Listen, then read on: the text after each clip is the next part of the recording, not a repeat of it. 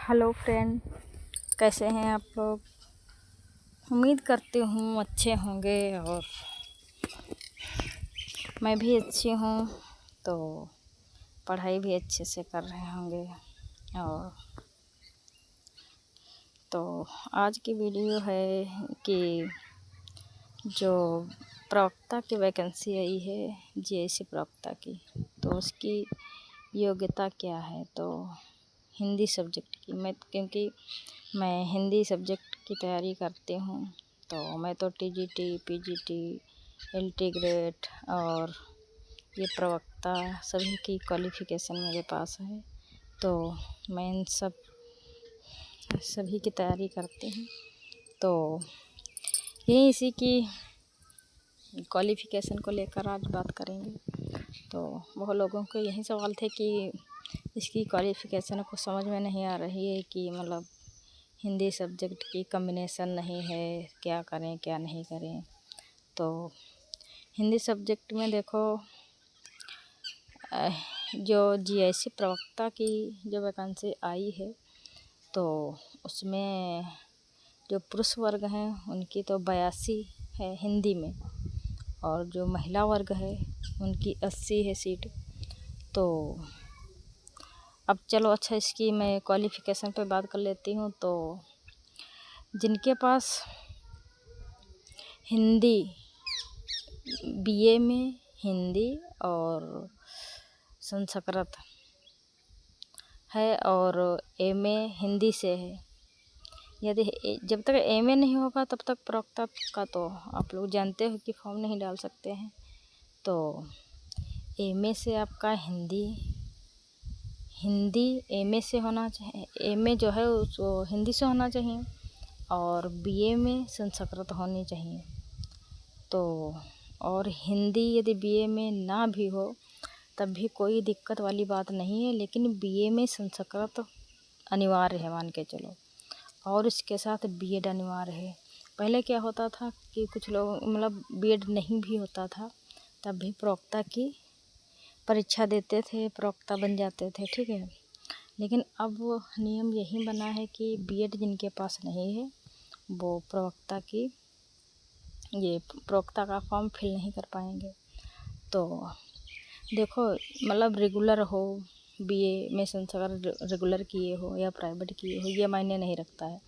और अपना single subject, यदि सिंगल सब्जेक्ट से संस्कृत किए हो तो भी कोई दिक्कत वाली बात नहीं है, तो आप फार्म डाल सकते हैं। और इसमें भी जैसे एलटी में वो अभी जो वैकेंसी आई थी, तो उसमें जैसे प्री मेंस था, और ऐसे ही प्रवक्ता में भी प्री मेंस है, और इसमें जीके भी आएगा, और वस्तुनिष्ठ जो क्वेश्चन है ये तो फर्स्ट पेपर मान के चलो, जो पहले होगा प्री होगा उसमें आएगा। तो बाकी ये जो मुख्य परीक्षा होगी इसमें लिखित परीक्षा होगी। जैसे निबंध है, तो देखो एलटी में जो उसमें यही एलटी टीजीटी वाला था, तो उसमें तो निबंध नहीं आता था लिखने को, लेकिन इसमें भी लिखित वाले 3 पेपर होंगे। तो एक पहले मतलब स्टेप बाय स्टेप है कि मतलब ये क्वालिफाई कर लोगे तो अगले में बैठने को मिलेगा, और अगला क्वालिफाई कर लोगे तो अगले में बैठने को मिलेगा, मतलब ऐसे है। तो यही मतलब ऐसे ही इसका पेपर होगा। तो अब जब डिस्क्रिप्टिव है तो करना को तो पड़ेगा। और बाकी ये जो एलटी की हम लोग तैयारी कर रहे थे टीजीटी वाली, तो इसमें तो लिखित इसमें भी था, लेकिन उससे थोड़ा मान के चलो ये टफ है पेपर। तो बाकी कोई बात नहीं, तैयारी करेंगे अच्छे से और सिलेक्शन भी लेंगे।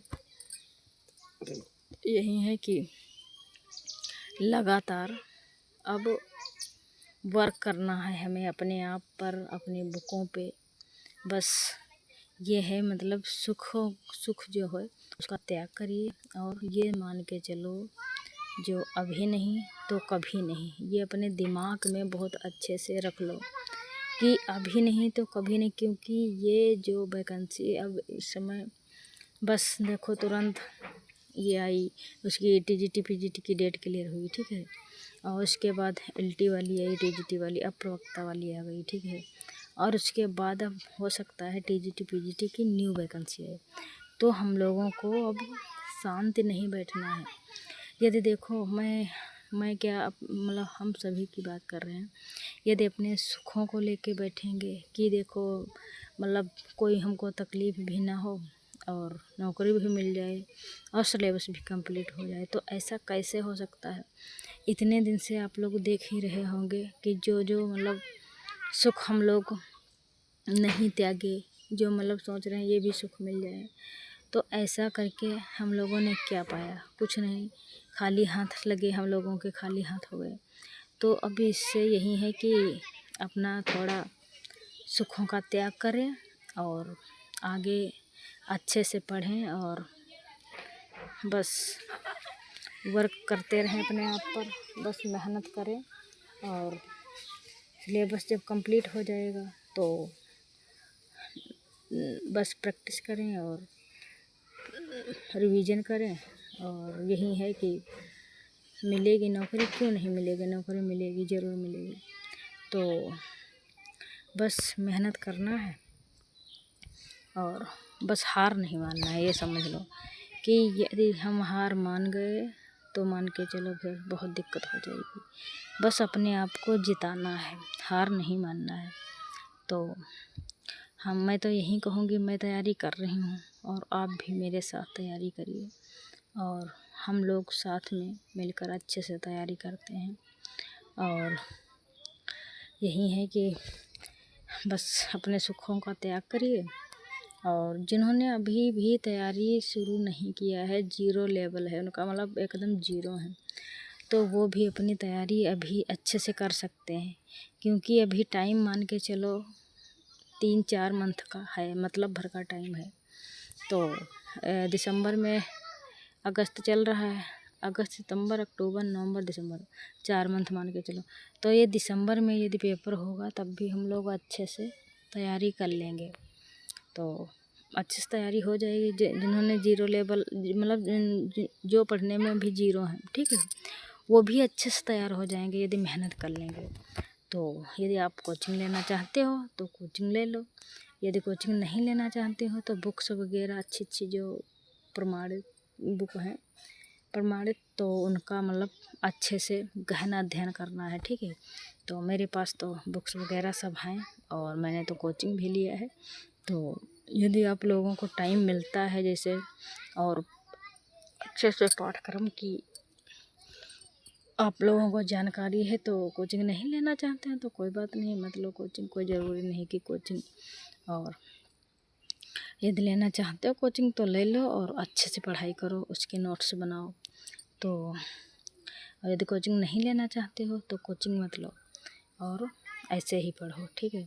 तो और यही है कि कोचिंग जैसे जो लेता है तो उसको ये है इधर उधर भटकना नहीं पड़ता है कि कौन सी बुक पढ़ें, क्या करें क्या नहीं करें, और वो अच्छे से उसका सब मैनेज हो जाता है, क्योंकि सर ही इतना सब करवा देते हैं, तो इधर उधर भटकने की ज़रूरत नहीं पड़ती है। और जिनके पास अपना टाइम है वो अपना बुकों से ही पढ़ के और अच्छे से वो भी जॉब पाएगा। ऐसा नहीं कि कोचिंग वाले ही जॉब पाते हैं। और जब मेन इम्पॉर्टेंट मतलब यही है कि सेल्फ स्टडी, यदि सेल्फ स्टडी नहीं करेंगे तो कुछ नहीं हो पाएगा।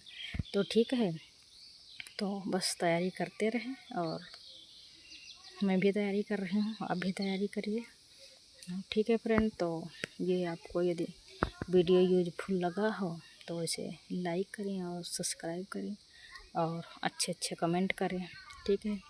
तो